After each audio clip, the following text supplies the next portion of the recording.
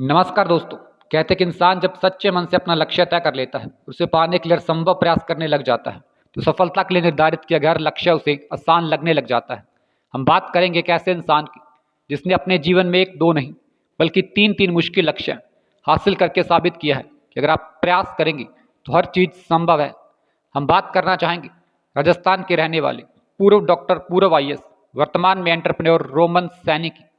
Roman Saini एक बिल्कुल साधारण परिवार से ताल्लुक रखते हैं।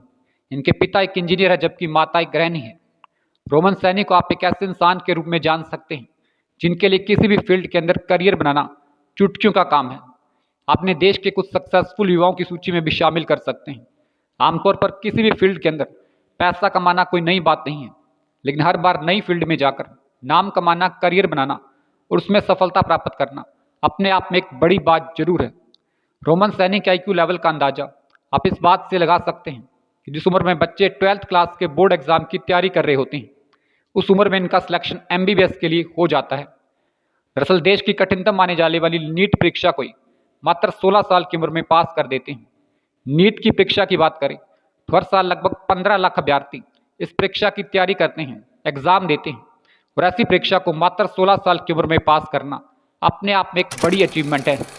एमबीबीएस में सिलेक्शन के बाद ये अपनी पढ़ाई शुरू करते हैं और 5 साल बाद ये अपनी एमबीबीएस की पढ़ाई कंप्लीट करते हैं।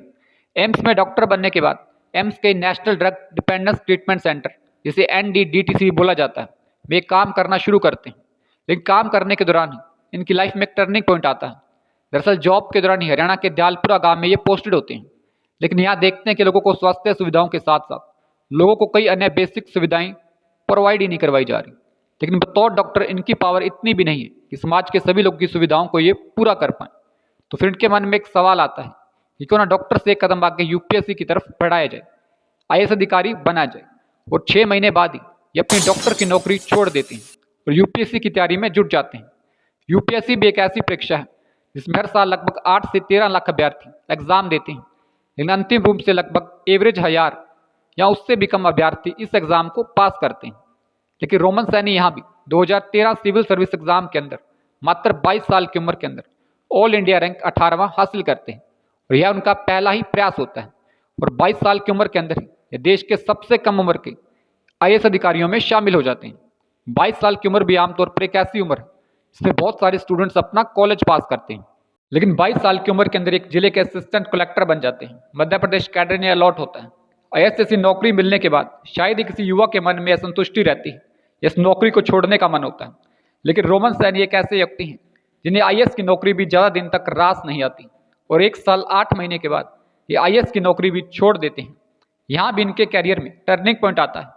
दरअसल जॉब के दौरान ही इनके मन में एजुकेशन सिस्टम को लेकर एक सवाल उठता है कि बहुत सारे युवा दिल्ली जैसे महंगे शहर में न आने के कारण सिविल सर्विस की तैयारी करने से वंचित रह जाते हैं। तो क्यों ना सिस्टम ऐसा बनाया जाए कि कोई भी युवा घर पर बैठकर किसी भी एग्जाम की तैयारी कर सके। तो इसी को लेकर ही ये अपने दोस्त गौरव मुंजाल के साथ अनअकैडमी नाम से एक स्टार्टअप शुरू करते हैं। अनअकैडमी एक एडटेक स्टार्टअप है।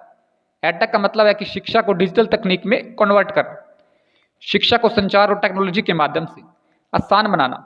और अनअकैडमी भी एक ऐसा ही प्लेटफॉर्म है जो एस्पिरेंट को किसी भी परीक्षा की घर बैठकर तैयारी करने में हेल्प करता है। लेकिन सवाल ये भी है कि 2015 में ही एडटेक कंपनी अनअकैडमी शुरू होती है, लेकिन 10 साल के अंदर ही यह कंपनी 26,000 करोड़ तक कैसे पहुंच जाती है। दरअसल होता यह है कि हमारे देश के अंदर 2014 के बाद से इलेक्ट्रॉनिक्स का क्षेत्र बहुत तेजी से ग्रो करने लग जाता है, और रोमन सैनी इस बात को भांप चुके थे कि आने वाला समय इनोवेशंस, आर्टिफिशियल इंटेलिजेंस और रोबोटिक्स का है। तो क्यों ना एजुकेशन के अंदर भी सूचना और संचार तकनीक को लाया जाए।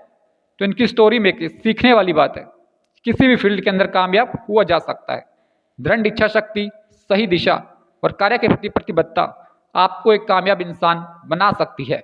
Nobody is a born genius, even and including this guy. For those of you who do not know, please jump from the top floor. So nobody is a born genius, but what are the differences? You are no different. Please make sure each and every one of us sitting here have the knowledge, have the talent, have the caliber, and have the intelligence to crack each and every. उम्मीद करते हैं video पसंद आया होगा। Video को like कीजिए, share कीजिए, channel को सब्सक्राइब कीजिए।